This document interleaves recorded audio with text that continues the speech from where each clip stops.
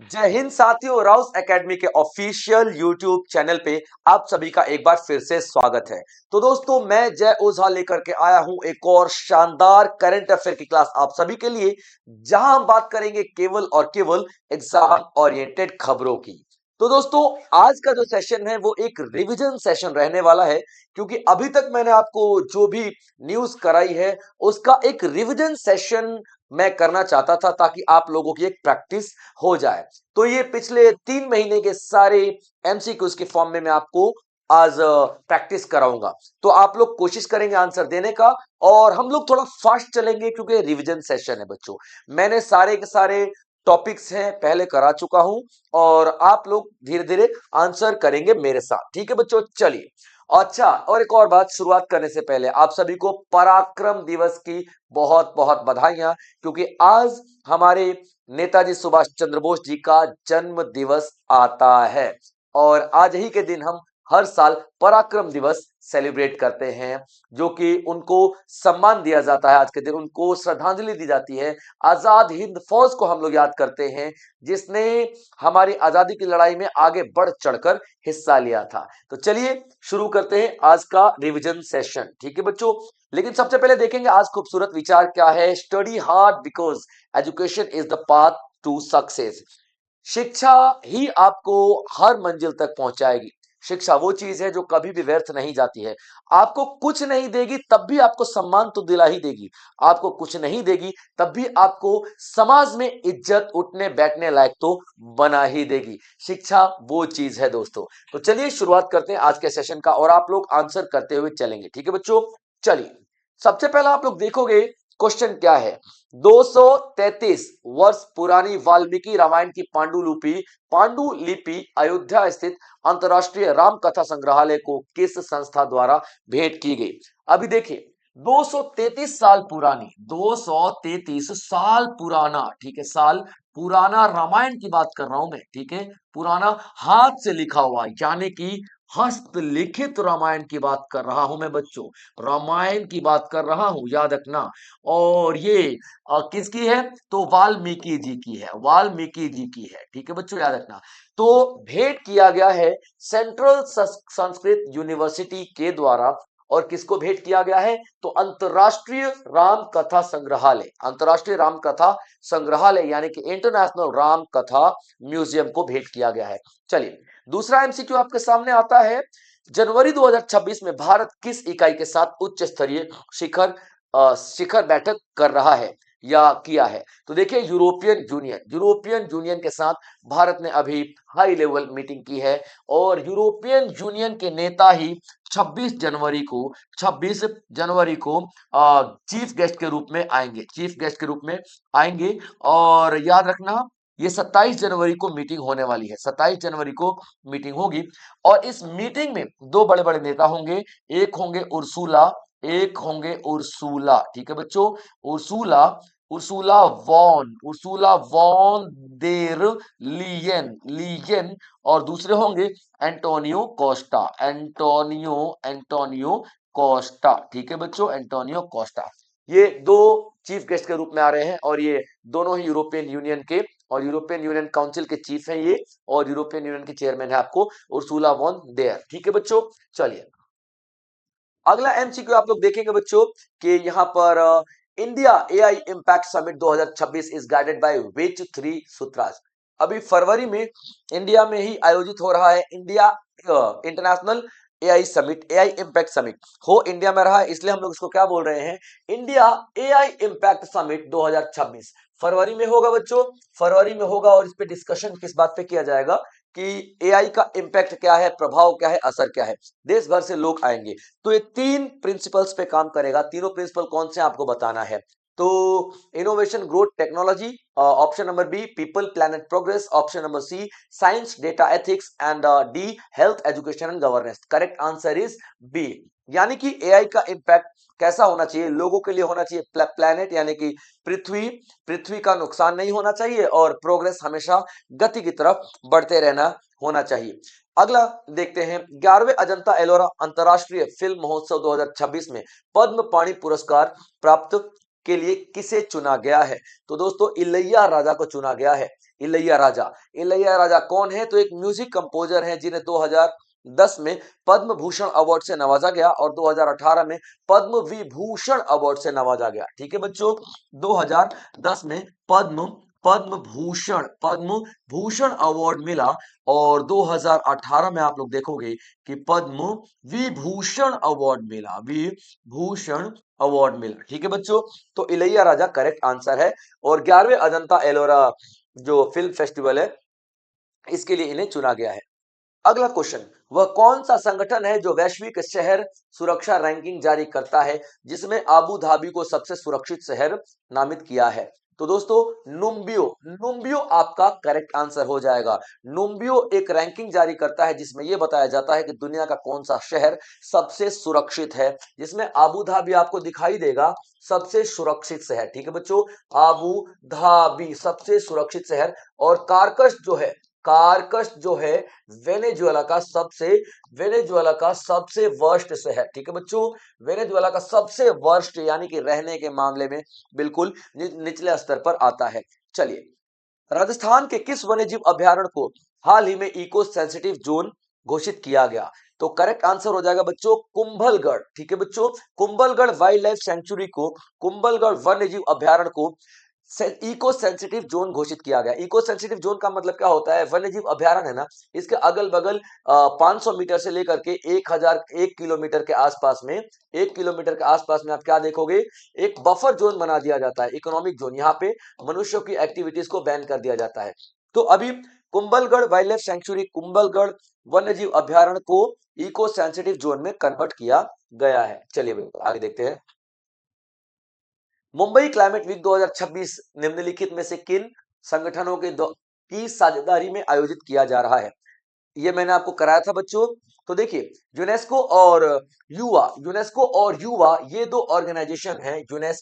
UNESCO आपको पता अच्छी तरह से बच्चों, यूनेस्को एंड युवा। ठीक है बच्चों, युवा, ये दो ऑर्गेनाइजेशंस ऐसी हैं जो साथ में मिलकर के काम कर रही हैं। और किसके लिए? मुंबई जो क्लाइमेट वीक है मनाया जा रहा है, मुंबई नेक्स्ट मंथ मनाया जाएगा फरवरी में, मुंबई क्लाइमेट वीक। ठीक है बच्चों, क्लाइमेट वीक। अच्छा, इसका थीम भी था चाइल्ड राइट्स, यानी कि बाल अधिकार इसका थीम था। ठीक है, बाल अधिकार इसका थीम था। ठीक है, बाल अधिकार इसका थीम था, यानी कि चाइल्ड राइट इनका थीम था, चाइल्ड राइट इनका थीम था। ठीक है बच्चों, चलिए आगे बढ़ते हैं।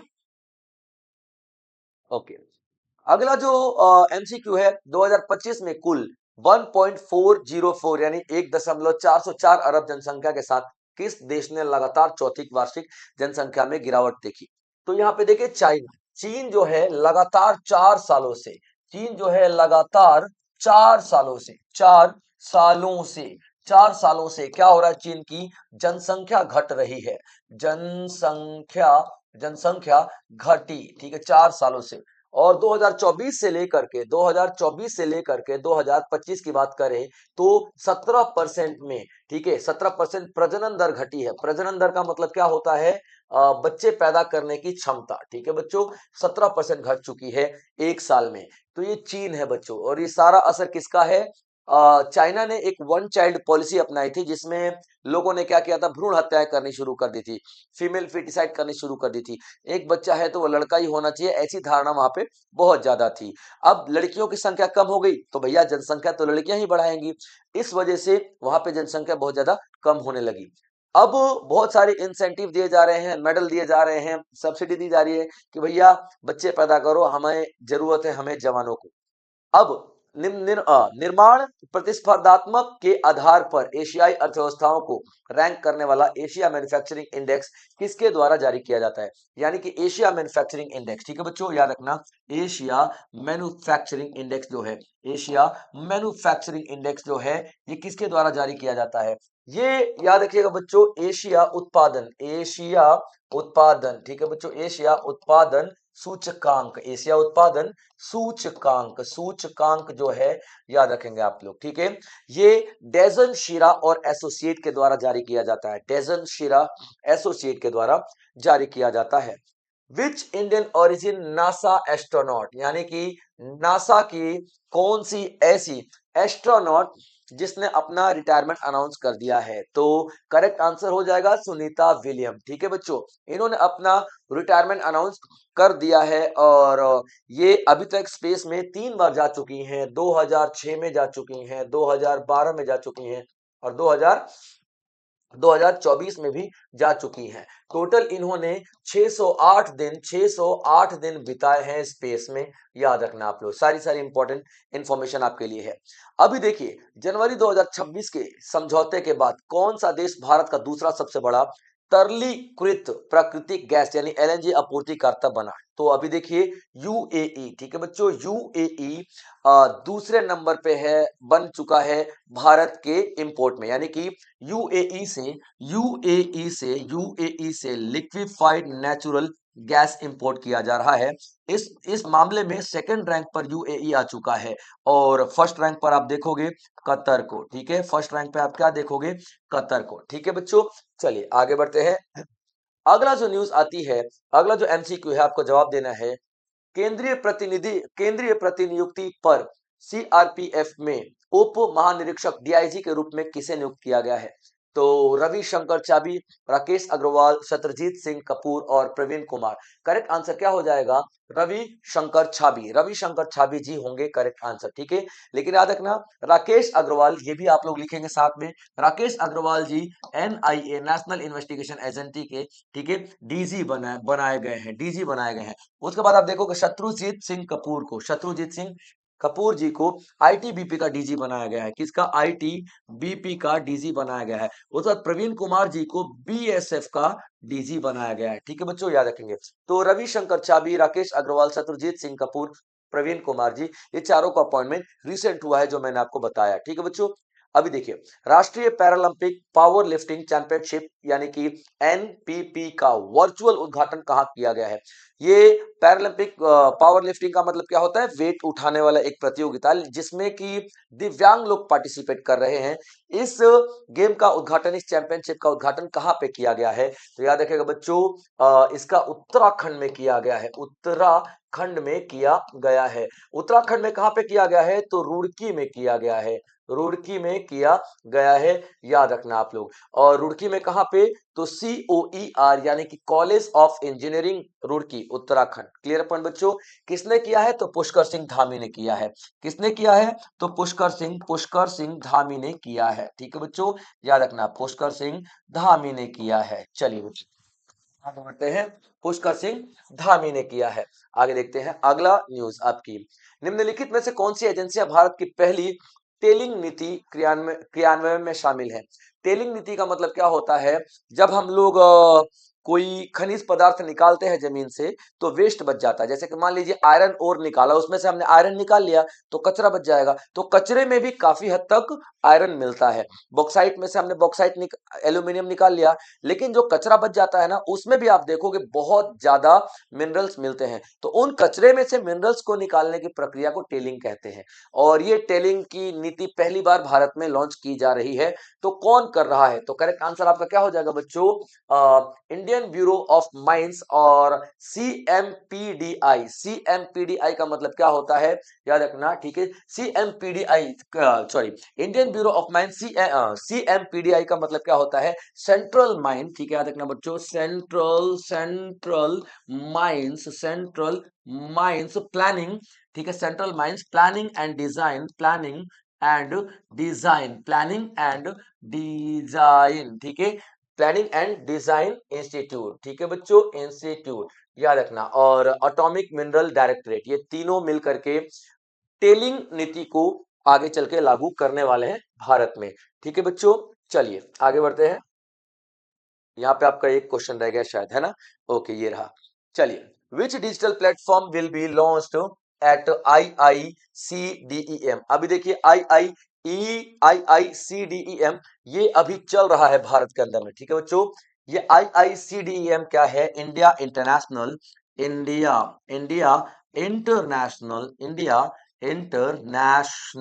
ठीक है बच्चों, इंडिया इंटरनेशनल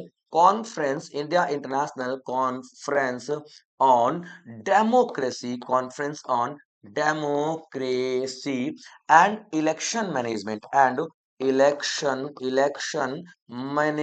मैनेजमेंट। ठीक है बच्चों, मैनेजमेंट। ये एक ऐसा कॉन्फ्रेंस होता है जिसमें दुनिया भर के देश आते हैं और लोकतंत्र पे डिस्कशन डिबेट करते हैं कि किसके देश में कैसा लोकतंत्र है। अच्छी अच्छी बातों को अपना लिया जाता है और कोशिश किया जाता है कि सभी जो इंटरनेशनल लेवल पे मुद्दे हैं उसको मिलके सुलझाएं। अब ये 21 23 तारीख को भारत में ही आयोजित किया गया है। ठीक है, अभी चल ही रहा है और भारत के भारत मंडपम में, जो कि दिल्ली में है भारत मंडपम, वहां पे आयोजित किया जा रहा है। तो यहाँ पे भारत जो है एक ऑनलाइन प्लेटफॉर्म लॉन्च किया है जिसको हम लोग ईसीआई नेट बोलते हैं। ईसीआई नेट का मतलब क्या होता है? Election commission of India network. Election commission of India network. ठीक है बच्चों, ये एक ऐसा ऑनलाइन प्लेटफॉर्म है जहां पे इलेक्शन से रिलेटेड सारी सारी इंफॉर्मेशन आप लोगों को मिल जाएंगी। ठीक है, चलिए आगे देख लेते हैं। Who has been who has served secured a 7th term as the president of Uganda। Uganda के 7वें टर्म पे प्रेसिडेंट, ठीक है, युगांडा के 7वीं बार प्रेसिडेंट कौन बनाए गए हैं? तो Bobby Wine, Yoweri Museveni, Paul Paul Kagame और उहुरु उहुरु केन्याता। तो correct answer Yoweri Museveni. Museveni, Yoweri Yoweri Yoweri Museveni Museveni. ठीक है बच्चों, योवेरी मुसेवेनी। और इन्होंने बॉबी वाइन को हराया है। बॉबी वाइन को हराया है। ठीक है बच्चों, 7वीं बार ये युगांडा के राष्ट्रपति बने हैं। युगांडा के राष्ट्रपति ये 7वीं बार बने हैं और 81 साल के हैं। ठीक है बच्चों, याद रखिएगा। पेसा act 1996 was implemented after nearly 25 साल in which Indian state। पेशा अधिनियम 25 सालों के बाद किस राज्य में लागू किया जा रहा है? तो देखिए, पेशा जो है, पेशा का फुल फॉर्म क्या होता है? पंचायत। पेशा का फुल फॉर्म क्या होता है? पंचायत एक्सटेंशन। ठीक है बच्चों, panchayat extension to scheduled areas. Scheduled areas इसका मतलब क्या होता है बच्चों? कि जो शेड्यूल्ड एरिया है ना, अनुसूचित जनजातियां हैं, वहां पर भी अब पंचायती राज लागू किया जाएगा। यानी कि जो लोकल लेवल पे जो भी खनिज पदार्थों तक का डिसीजन कौन लेगा? तो लोकल पीपल लेंगे। तो झारखंड में अभी तक ये लागू नहीं किया गया था। 25 साल, यानी कि 2000 में जब झारखंड बना था तब से लेकर अभी तक 25 साल हो चुके हैं। 25 साल बाद पेशा को झारखंड में लागू किया जा रहा है। और अभी तक इसलिए लागू नहीं किया गया था बच्चों क्योंकि झारखंड में खनिज पदार्थ बहुत है। खनिज पदार्थ बहुत होने का मतलब यह है कि सरकार की बहुत अच्छी इनकम होती थी। लेकिन अब वहां का डिसीजन पंचायती राज लेगी कि कहाँ पे खनन होगा, कहाँ पे नहीं खनन होगा। तो इससे सरकार की इनकम पे नेगेटिव असर पड़ेगा और यही सरकार नहीं चाहती थी, इसलिए अभी तक लागू नहीं किया गया था। ठीक है, चलिए आगे बढ़ते हैं। Of Borok day, Tripuri day language is observe in which state. तो देखिए त्रिपुरी लैंग्वेज लिखा है, जाहिर सी बात है त्रिपुरा का ही होगा। तो अभी देखिए हम लोग देखते हैं 1979 में, ठीक है, 1979 में एक दिन डिसाइड किया गया था और 19 जनवरी को कोक बोरोक डे इसलिए मनाते हैं। ठीक है बच्चे, कोक बोरोक दिवस। अरे कोक बोरोक है क्या भाई साहब? तो भाषा है, त्रिपुरा की भाषा है। और ये कोक बोरोक को ही आधिकारिक रूप पे त्रिपुरा की भाषा आधिकारिक रूप पे अनाउंस किया गया था। इस वजह से कोक बोरोक डे हम लोग मनाते हैं। वर्ष 2028 तक आईसीआईसीआई बैंक के प्रबंध निदेशक और मुख्य कार्यकारी अधिकारी के रूप में किसे पुनर्नियुक्त किया गया है? यानी कि आईसीआईसीआई बैंक के सीईओ और एमडी के रूप में किसे नियुक्त किया गया है? तो संदीप बख्शी जी को किया गया है। आईसीआईसीआई बनाया गया था बच्चों, आईसीआईसीआई बनाया गया था 1955 में। और लेकिन ये बैंक नहीं था उस टाइम पे, ये एक फाइनेंशियल डेवलपमेंट वित्तीय संस्था थी। लेकिन इसको 1994 में बैंक के रूप में बनाया गया, यानी कि इसको बैंकिंग का लाइसेंस दिया गया आरबीआई के द्वारा और ये फिर बैंक बन गया। तो आप देखोगे कि संदीप बख्शी को सीईओ और एमडी के रूप में नियुक्त किया गया है। अब देखिए, joint HNS response drill was conducted between which two country. देखिए एक जापान और भारत के बीच में एचएनएस रिस्पॉन्स ड्रिल कंडक्ट किया गया है। एचएनएस का मतलब क्या होता है? हाजार्डस। एचएनएस का मतलब क्या होता है?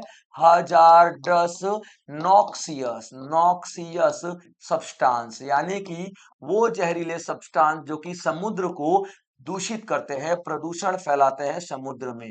तो उन्हीं समुद्र को प्रदूषण को खत्म करने के लिए, ठीक है, एच एन एस एक अभ्यास किया जा रहा है। ठीक है बच्चों, अभ्यास किया जा रहा है। अभी द्वितीय वैश्विक बौद्ध शिखर सम्मेलन 2026 का विषय क्या है?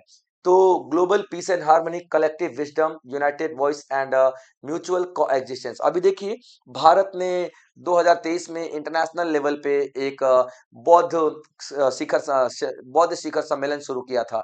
तो अभी सेकंड वाला 2026 में किया जा रहा है। यानी कि जो आपका देखोगे सेकंड ग्लोबल बुद्धिस्ट समिट 2026 में कंडक्ट किया जा रहा है। और ये भारत में ही कंडक्ट किया जा रहा है, भारत के भारत मंडपम में, दिल्ली के भारत मंडपम में कंडक्ट किया जा रहा है। तो इसकी जो थीम है वो क्या है? Collective wisdom, United voice and mutual coexistence. सामूहिक प्रज्ञा, संयुक्त स्वर और पारस्परिक सह अस्तित्व। ठीक है बच्चों, चलिए आगे बढ़ते हैं। जनवरी 2026, जनवरी 2026 में अभ्यास साझा शक्ति कहां आयोजित किया गया था? अभी देखिए, करेक्ट आंसर आपका क्या हो जाएगा? दिघी हिल्स। क्या हो जाएगा? दिघी हिल्स। दिघी हिल्स कहां पे बच्चों? ठीक है, तो दिघी हिल्स कहां पे है? दिघी की पहाड़ियां, दिघी की पहाड़ियां कहां पे है? पहाड़ियां कहां पे है? तो पुणे में दिखाई देंगी। पुणे में, पुणे यानी कि महाराष्ट्र। ठीक है बच्चों, महाराष्ट्र। और यहीं पर सांझ शक्ति जो एक्सरसाइज कंडक्ट किया गया। सांझ शक्ति में आप देखोगे कि जो आर्मी है, और जो सिविल एजेंसीज हैं, ये दोनों साथ मिलकर के काम करती हैं। यानी कि इन दोनों ने मिलकर के एक एक्सरसाइज की कि कोई बुरा वक्त आ जाए, तूफान वगैरह, भूकंप वगैरह आ जाए, तो आर्मी और सिविल एजेंसी दोनों मिलकर के किस तरीके से काम करेंगी। उसके बाद देखेंगे, भारत शक्सगाम घाटी पर किस समझौते के अंतर्गत दावा करता है? देखिए, शक्सगाम घाटी एक ऐसी जगह है जो कि चाइना और पाकिस्तान, भारत तीनों को जोड़ती है। चाइना की तरफ से जिनजियांग वाला क्षेत्र जो आ जाता है, उसके बाद अच्छा ये मैप में देख लो। ठीक है, ये रहा शक्सगाम वैली, ये रहा शक्सगाम वैली। ठीक है, ये आपका गिलगिट वाला जो पूरा एरिया पाकिस्तान का आ जाता है, ये हमारा भारत यहाँ पे जुड़ जाता है, और अक्साई चीन से चाइना जुड़ जाता है। ठीक है, अब देखो, ये रहा शक्सगाम वैली, ये दिखाई दे रहा है ये वाला। ठीक है, ये तीनों तरफ से तीनों देश जुड़ते हैं।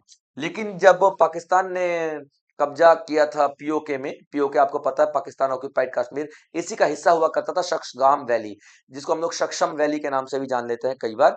तो शक्सगाम वैली 1963 में एक समझौता कर दिया था चाइना ने पाकिस्तान के साथ। उसमें पाकिस्तान ने चाइना को दे दिया था शक्सगाम वैली, और इसी एग्रीमेंट को हम लोग क्या बोलते हैं? Pakistan China boundary agreement. तो ये सर न्यूज में क्यों है? क्योंकि यहाँ पे भारत ने दावा किया है कि शक्सगाम वैली उसका है, और चाइना ने फिर से कहा है कि शक्सगाम वैली पे सिर्फ उसी का अधिकार है। तो माहौल जो है थोड़ा गर्म हो चुका है, इसलिए न्यूज में काफी ज्यादा है। द हिंदू वगैरह में लगातार इसके बारे में न्यूज आ रही है, इसलिए काफी ज्यादा इंपॉर्टेंट हो जाता है। और ऐतिहासिक रूप से देखें तो भी बहुत ज्यादा इंपॉर्टेंट हो जाता है। इंडिया स्किल्स 2025-26 की उत्तर पूर्वी क्षेत्रीय प्रतियोगिता का आयोजन कौन कर रहा है? अभी देखिए, उत्तर पूर्वी जो क्षेत्र है, नॉर्थ ईस्टर्न स्टेट्स जो हैं, 8 जो आपको स्टेट्स दिखाई देते हैं, उन स्टेट्स में स्किल्स की प्रतियोगिता की जा रही है। स्किल्स यानी कंप्यूटर हो गया, सामान बनाना हो गया, सॉफ्टवेयर हैंडल करना हो गया, या किसी भी तरीके की स्किल्स की प्रतियोगिता की जा रही है। तो ये दो जो आपको मंत्रालय डिपार्टमेंट दिखाई देंगे, ये कंडक्ट करवा रहे हैं। एमएसडीई का मतलब क्या होता है? Ministry of skill development and entrepreneurship. Ministry of skill development बच्चों। ठीक है, मिनिस्ट्री ऑफ स्किल डेवलपमेंट। ठीक है बच्चों, development, ministry of skill development and entrepreneurship.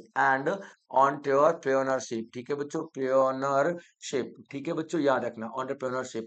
ये आपका ये हो गया आपका एमएसडी। और उसके बाद एनएसडी का मतलब क्या होता है? National skill development corporation.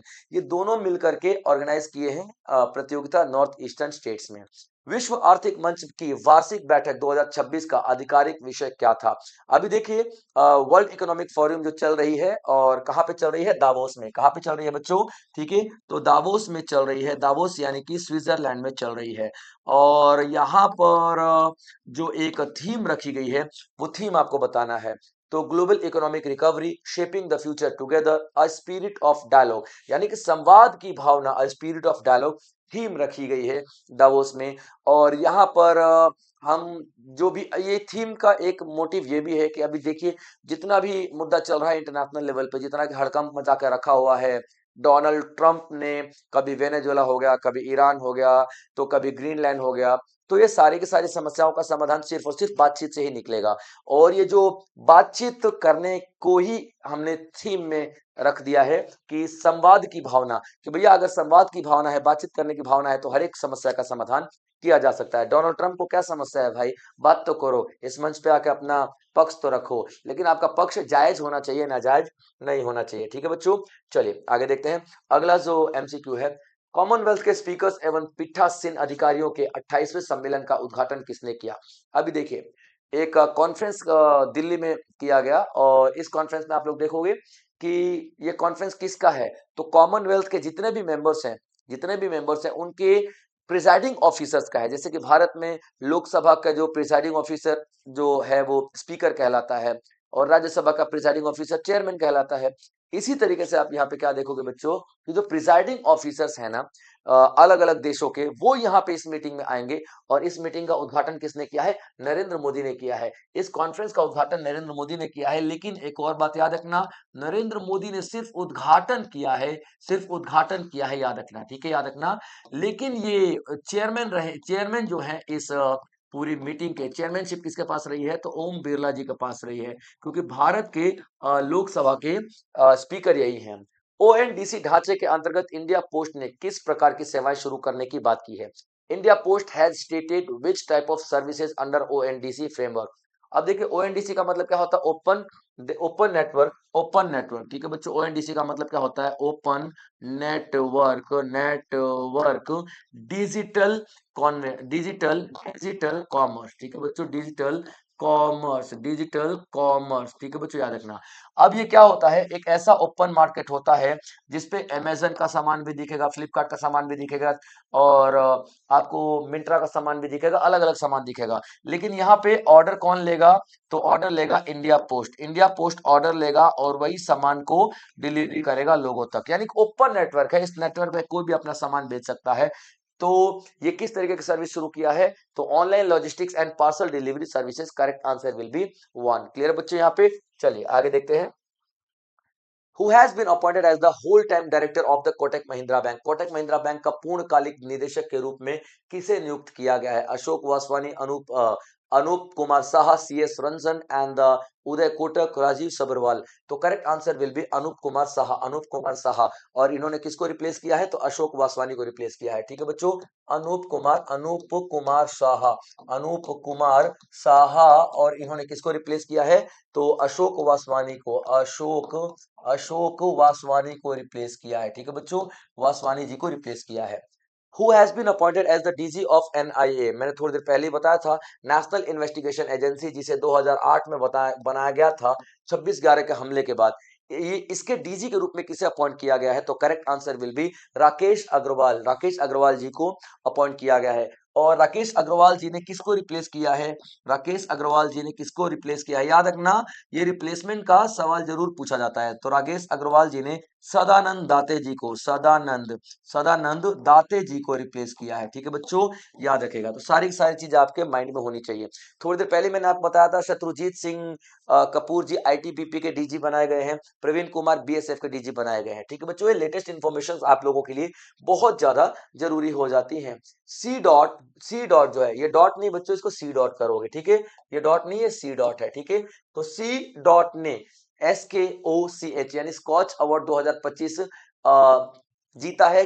और उस तो जीता है, इसमें स्कॉच का फुल फॉर्म आपको बताना है। स्कॉच स्टैंड्स फॉर, तो studies in knowledge organizing culture and heritage, studies in knowledge opinion culture and human development, societies for knowledge outreach and culture harmony, system for knowledge opinion and culture history. तो correct answer will be studies in knowledge opinion culture and human development. अगला, जिम्मेदार राष्ट्र सूचकांक में जो भारत की 2026 की ranking क्या रही है? तो 16वीं रैंकिंग रही है बच्चों। 154 देशों में 154 देशों में 16वें रैंक पर हमारा प्यारा भारत आता है। ठीक है बच्चों, याद रखिएगा। और ये जो रैंकिंग है जारी किसने किया है? तो रामनाथ कोविंद जी ने जारी किया है भारत में। ये भी पूछा जा सकता है, किसने अनाउंस किया? तो रामनाथ कोविंद कौन है भाई? तो आपको पता है, राष्ट्रपति रह चुके हैं, हमारे फॉर्मर प्रेसिडेंट हैं रामनाथ कोविंद जी। ठीक है बच्चों, चलिए अगला जो न्यूज आती है तो वो बच्चों, which section of RTI act was relied upon two on hold privacy of PM care fund. PM care fund अपनी प्राइवेसी किसी को नहीं देगा, यानी अपना अकाउंट किसी को नहीं दिखाएगा। ये किस एक्ट के तहत दिया गया है? तो देखिए, ये एक्ट जो पीएम केयर फंड का जो प्रीवेसी का बात कर रहा है, ठीक है, पीएम केयर फंड की जो प्रीवेसी की बात कर रहा है, वो आपको दिया गया है आरटीआई के एक्ट 8 का क्लॉज 1 सब क्लॉज जे, ठीक है बच्चों। 8 क्लॉज 1 और सब क्लॉज जे में दिया हुआ है, ठीक है बच्चों, कि पीएम केयर फंड अपना किसी को भी अकाउंट चेक नहीं कराएगा। What is the name of the त्रिपुरी ग्रामीण bank solar powered ATM van initiative? यानी कि जो त्रिपुरा ग्रामीण बैंक है, उसने अभी एक 100% वैन बनाया है जो कि सोलर एनर्जी पे चलेगी, और उसी में एटीएम लेकर के पूरे त्रिपुरा में घूम रहा है, ठीक है बच्चों, याद रखना। तो इसका आंसर क्या हो जाएगा? टीजीबी ऑन व्हील, यानी त्रिपुरा ग्रामीण बैंक ऑन व्हील्स, आप लोग यहाँ पे देखोगे। क्लियर पॉइंट बच्चों। और ये भारत का इस तरीके की पहली पहल है, यानी कि पहली बार इस तरीके का काम किया जा रहा है किसी राज्य के द्वारा। चलिए, which Indian army officer won the United Nations secretary general award 2025? तो किस भारतीय सेना अधिकारी ने संयुक्त राष्ट्र महासचिव पुरस्कार 2025 जीता है? तो आपका करेक्ट आंसर क्या होगा बच्चों? मेजर स्वाति शांति कुमार जी, ठीक है। इटली द्वारा श्रीनिवास डेम्पो को कौन सा पुरस्कार प्रदान किया गया? देखिए, एक गोवा के, जो आप देखोगे, गोवा के एक उद्योगपति हैं जिनका नाम क्या है? श्रीनिवास डेम्पो, ठीक है बच्चों, श्रीनिवास डेम्पो डेम्पो। इन्हें एक सम्मान से नवाजा गया, और इटली ने अपने हाईएस्ट सिविलियन अवार्ड से नवाजा है इन्हें। और करेक्ट आंसर क्या हो जाएगा उसका? कैवेलियरे डेल ऑर्डिन डेला स्टेला डी इटालिया, यानी ये इटली के लैंग्वेज में लिखा हुआ है। आप लोगों को बस इतना याद रखना है कि इटली का जो हाईएस्ट सिविलियन अवार्ड है, उससे नवाजा गया है किसको? श्रीनिवास डेम्पो जी को, ठीक है बच्चों। चलिए आगे देख ले हैं। Who inaugurates the ninth edition of the Indus Food 2026 at India Expo Center? अभी देखिए, इंडस फूड एग्जीबिशन क्या है, यहाँ पे देश विदेश से लोग आएंगे और भारत का खाना टेस्ट करेंगे। एक मेला है बेसिकली, अलग अलग राज्य जाके अपना अपना जो फूड इंडस्ट्री में उन्होंने जो भी नया किया है, जो भी इनोवेशन किया है, जो कि खोज किया है, वो सब कुछ यहाँ पे डिस्प्ले किया जाएगा। और विदेशों से लोग आएंगे, उनको टेस्ट अच्छा लगा, किसी ने अचार बनाया है, किसी ने पापड़ बनाया है, किसी ने गचक बनाया है, किसी ने गुड़ का कुछ बनाया है। तो इन सब में अगर किसी को इन्वेस्टमेंट करना रहेगा तो वो इन्वेस्टमेंट करेगा। तो इसी मकसद से क्या आयोजन किया जाता है? तो इंडस फूड 2026 आयोजन किया गया है, ठीक है। तो इसका ये 9th एडिशन रहेगा, 9th एडिशन। और कहाँ पे? तो नोएडा में, ठीक है, नोएडा में कहाँ पे? तो एक्सपो सेंटर, ठीक है, नोएडा में एक एक्सपो सेंटर है वहां पर। और इसका उद्घाटन किसने किया है? तो चिराग पासवान ने किया है, चिराग पासवान ने किया है। चिराग पासवान आपको पता है फूड प्रोसेसिंग मिनिस्टर हैं। अभी which state government approve the देगा देगा धरती ग्रीनफील्ड एयरपोर्ट प्रोजेक्ट? किस राज्य ने देगा धरती ग्रीनफील्ड एयरपोर्ट को मंजूरी दिया है? ग्रीनफील्ड एयरपोर्ट वो एयरपोर्ट होता है बच्चों जो कि शहर से काफी दूर बनाया जाता है, ताकि उसको फ्यूचर में एक्सपेंड करने की जरूरत पड़े, फैलाने की जरूरत पड़े, तो काफी एरिया उसको मिल जाए। और भारत सरकार ने टोटल 21 ग्रीनफील्ड एयरपोर्ट बनाने का परियोजना सोचा था, यानी कि एक प्लान बनाया था, जिसमें से अभी 11 बन चुके हैं, 11 बन चुके हैं, याद रखेंगे आप लोग, 11 बन चुके हैं, ठीक है बच्चों, याद रखेंगे 11 बन चुके हैं। और ये जो आंध्र प्रदेश का देगा धरती है, ठीक है, आंध्र प्रदेश में आप लोग देखना, आंध्र प्रदेश का जो देगा धरती है, ठीक है बच्चों, देगा देगा देगा धरती जो है आंध्र प्रदेश का, याद रखेंगे। यहाँ पर एक और ग्रीन फील्ड एयरपोर्ट बनाने की अप्रूवल मिल चुका है। तो करेक्ट आंसर क्या हो जाएगा? आंध्र प्रदेश। इसी के साथ आंध्र प्रदेश में टोटल 8 हवाई अड्डे हो जाएंगे, ठीक है बच्चों। चंद्रबाबू नायडू यहाँ के सीएम हैं। चलिए, where did APEDA open its new regional office? APEDA का मतलब क्या होता है? Agricultural processed food development authority of India, ठीक है, एग्रीकल्चरल एग्रीकल्चरल प्रोसेस्ड फूड, ठीक है बच्चों, agricultural processed food process food development export development process food export development authority, ठीक है बच्चों, डेवलपमेंट अथॉरिटी। इसको हम लोग क्या बोलते हैं, एपेडा के नाम से जानते हैं, एपेडा। इसने अपना रीजनल ऑफिस हाल ही में रायपुर में खोला है, रायपुर में खोला है, रायपुर यानी कि छत्तीसगढ़। करेक्ट आंसर क्या हो जाएगा आपका, रायपुर। करण फ्राइज नस्ल का विकास किन दो नस्लों के संकरण से किया गया है। अभी देखिए एक गाय की प्रजाति है करण फ्राइज नाम की, जो कि भारत ने डेवलप किया है, भारत ने डेवलप किया है। भारत ने कहां पे डेवलप किया है, तो करनाल में डेवलप किया है, करनाल में। करनाल का एक इंस्टीट्यूट है, national dairy research institute of India, national dairy research institute of India, जिसे 1955 में बनाया गया था, यानी कि बेंगलोर से शिफ्ट किया गया था 1955 में, बेंगलोर में बनाया गया था 1923 में, जब अंग्रेज हुआ करते थे, एनडीआरआई। इस एनडीआरआई को 1955 में करनाल में शिफ्ट किया गया, और यहीं पे इसी एनडीआरआई में विकसित किया गया है एक गाय की नस्ल को, जो कि मिलकर बनाई गई है होल्स्टीन फ्राइजियन और थारपरकर। होल्स्टीन फ्राइजियन नीदरलैंड की ब्रीड है और थारपरकर भारत की ब्रीड है, दोनों को मिलाकर के तीसरा एक गाय बनाई गई है करण फ्राइज। करण लिया गया है करनाल से, फ्राइज लिया गया है, और फ्राइज लिया गया है आपका फ्राइजियन से, होल्स्टीन फ्राइजियन। तो correct answer will be your B, ठीक है बच्चों। चलिए आगे देखते हैं। जेम्स यानी कि जीईएम, जीईएम की वोमेनिया पहल का मुख्य उद्देश्य क्या है। जीईएम का मतलब क्या होता है, जीईएम का मतलब क्या होता है, गवर्नमेंट, ठीक है बच्चों, गवर्नमेंट, गवर्नमेंट इलेक्ट्रॉनिक मार्केट, ठीक है बच्चों, याद रखना, गवर्नमेंट इलेक्ट्रॉनिक मार्केट कहते हैं, यानी कि एक ऑनलाइन मार्केट, यानी कि एक ऑनलाइन मार्केट, ऑनलाइन मार्केट। और ये वुमेन इनिशिएटिव का मतलब क्या होता है, वुमेन नहीं वोमनिया, वोमनिया इनिशिएटिव का मतलब क्या है, वोमनिया इनिशिएटिव का मतलब ये है कि सरकार ने एक प्रॉमिस किया था कि हमारी जो महिलाएं हैं, माताएं बहनें हैं, जो कि लघु उद्योग सूक्ष्म उद्योग में जुड़ी हुई हैं, उनका सामान सरकार खरीदेगी कम से कम 3%। जैसे कि सरकार को 1 लाख का सामान खरीदना है, तो 3,000 का सामान कम से कम इनसे खरीदा जाएगा। तो वोमनिया पहल का जो मुख्य उद्देश्य है वो क्या है, to enhance participation of women led micro and small enterprises in government procurement, यानी कि सरकारी खरीद में महिला नेतृत्व वाले सूक्ष्म एवं लघु उद्योगों की भागीदारी को बढ़ाना। Who who announced the unveiling of the BRICS presidency 2026 लोगो। देखिए ब्रिक्स का जो लोगो अनाउंस किया गया है, और वो अनाउंस किया गया है एस जयशंकर जी के द्वारा। और लोगो में आपको दिखाई दे रहा है 5 कलर, ये पांचों कलर डिनोट करते हैं भारत के साथ बाकी 4 मेंबर जो कि ब्रिक्स के हैं। ब्रिक्स मतलब ब्राजील, आर मतलब रशिया, आई मतलब इंडिया, सी मतलब चाइना, एस मतलब साउथ अफ्रीका। तो ब्रिक्स जो है उसका जो लोगो है उसका अनाउंसमेंट एस जयशंकर जी ने किया, यानी कि एक्सटर्नल मिनिस्ट्री के द्वारा किया गया।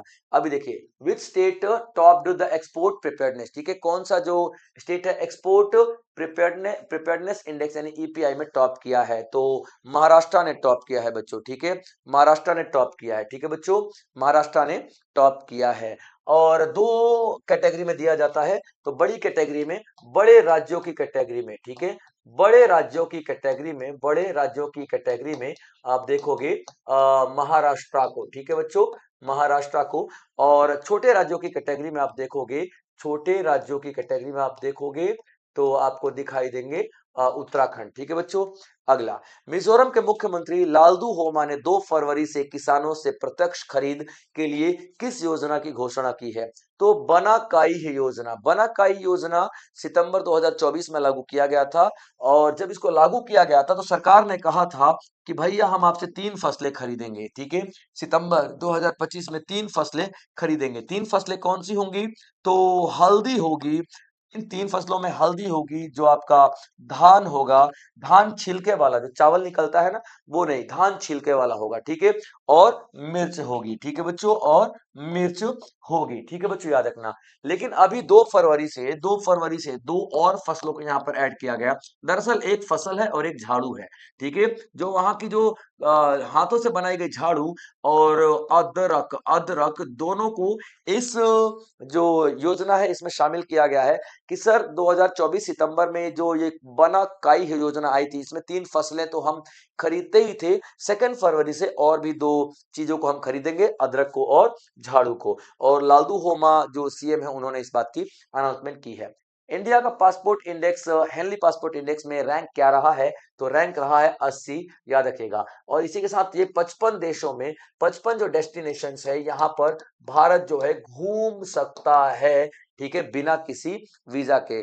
इसका मतलब यही होता है, पासपोर्ट का जो पावरफुल होने का मतलब ही यही है कि हाँ, आप बिना किसी वीजा के सिर्फ पासपोर्ट दिखा करके जा सकते हो, विजिट कर सकते हो। उसके बाद आप देखोगे पिछले साल जो भारत की रैंकिंग थी वो 85 थी। पिछले साल जो भारत की रैंकिंग थी वो 85 थी, और पिछले साल 57 डेस्टिनेशन पे भारत जा सकता है। कौन इसको लागू करता है? तो हेनली, ठीक है, हेनली एंड ब्रदर्स, ठीक है बच्चों, याद रखना, हेनली एंड पार्टनर्स इसको क्या करते हैं, पार्टनर्स क्या करते हैं, इसको लागू करते हैं। चलिए, परिपूर्ण मेडिकल आयुष बीमा scheme was launched by which ministry? परिपूर्ण मेडिक्लेम आयुष बीमा एक तरीके का बीमा है जो जिसका नाम क्या है, परिपूर्ण मेडिक्लेम आयुष बीमा।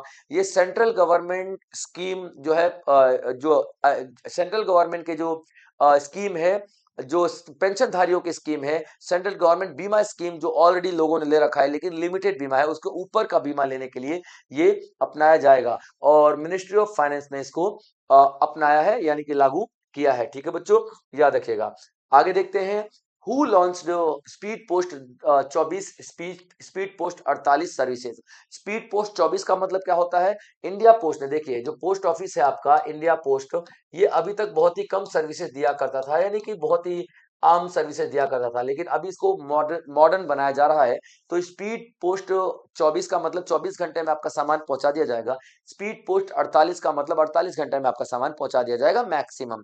तो ये दो जो पोस्ट ऑफिसेज हैं, जो मध्य प्रदेश के शिवपुर जिले में पिच्चोर जो गांव है वहां पे बनाई गई, उद्घाटन किया गया, और ज्योतिरादित्य सिंधिया ने इसका उद्घाटन किया। भारत का पहला लेग्ड मोबाइल मैनिपुलेटर स्कॉर्प किस कंपनी द्वारा विकसित किया गया है? यानी कि एक ऐसा जो रोबोट है जो कि पहाड़ों में भी चढ़ सकता है, पानी में भी चल सकता है, आग भी बुझा सकता है, मल्टीपल, ठीक है, मल्टीपल लेग्ड वर्क जो आपको दिखाई देगा, और मैनिपुलेटर का मतलब अपना काम खुद ही कर लेने वाला। तो आप देखोगे एक्सटेरा कंपनी जो है, एक्सटेरा कंपनी ने इसको बनाया, इस रोबोट को, और एक्सटेरा कंपनी आईआईटी कानपुर की हेल्प से बनाया। तो आईआईटी कानपुर और एक्सटेरा ने मिलकर के बनाया है। क्लियर बच्चों यहां तक? चलिए आगे देखते हैं। FEDAI has been officially recognized by RBI. RBI ने फेडाई को क्या बनाया है? कमर्शियल बैंक बनाया है, रेगुलेटरी अथॉरिटी बनाया है, self regulatory organisation, stock exchange, insurance regulator? तो करेक्ट आंसर क्या है बच्चों? सेल्फ रेगुलेटरी ऑर्गेनाइजेशन बनाया है। फेडाई का फुल फॉर्म क्या होता है? फेडाई का फुल फॉर्म क्या होता है? Foreign exchange dealers association of India.